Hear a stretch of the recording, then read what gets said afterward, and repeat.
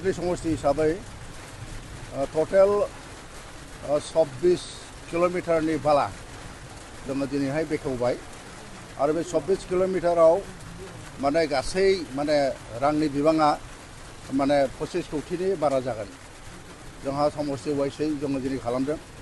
चिरां डुवार्सआव जों खालामबाय, दा जोंनि सिमायाव फैबाय आरो 13 नम्बरावबो जों जे मोनसे खालामखांबाय आरो बे हिसाबैनो जोङो दिनैहाय जोंनि सिडनी समष्टियाव माने जोंनि प्रधान मन्त्रि सड़क योजनाखौ जोङो खालामनो हाबाय आरो जोंहा गोबां आसनि हाबनानै दङ, माने गुडविल दङ, ओमफ्राय बिदिनो मा होनना बुङो IBFनि दङ, दा गोबां दङ।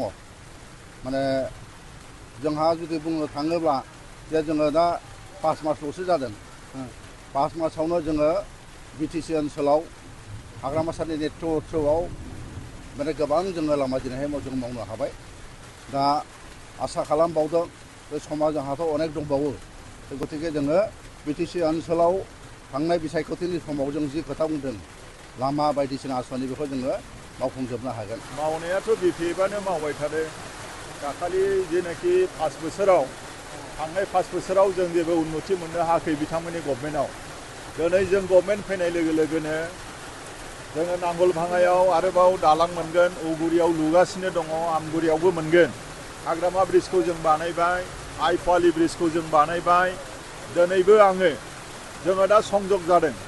जोंनि 13 चिरांनि MCLA मानगोनां आदा सुखुर सिं मुसाहारि, पानिराम ब्रह्म, EM बिथां, जोङो मादारपुरनिफ्राय दाबा बिलसिमाव मोनसेया निसिमानि, मोनसेया आदा सुखुर सिंनि 13 चिरांनि PMJSY लामाखौ टटेल चिरां डिस्ट्रिक्ट हिसाबै जोङो दिनै 24 किलोमिटार गासै 25 कौटिनि लामाखौ जोङो फाउन्डेसन खालामबाय आरो बेखौ मावसिगोन। जोंनि मानगोनां एग्जिकिउटिभ इन्जिनियार GE SDO बिथांमोन दङ आरो फुंनिफ्रायनो आङो खुंख्राजरायाव गुडविलनि मोनसे बेखेवबाय, बेनिफ्राय IBAनि BELC बड' इभान्जेलिकेल लुथारेन चार्चनि गेस्ट हाउस मोनसे बेखेवबाय, बेनिफ्राय आरोबाव बे फुब आमगुरियावनो गुडविलनि मोनसे लामा बेखेवबावबाय आङो, बेनिफ्राय आमगुरियाव बेखेवबाय, बेनिफ्राय खैला मैलायाव बाजाराव ड्रेनेजनि बेखौबो बेखेवबाय, आरोबाव फाथाबारियाव दद्रा बाजारनिफ्राय गाम्बारि बाजारसिम बेयावबो मोनसे लामा बेखेवबाय।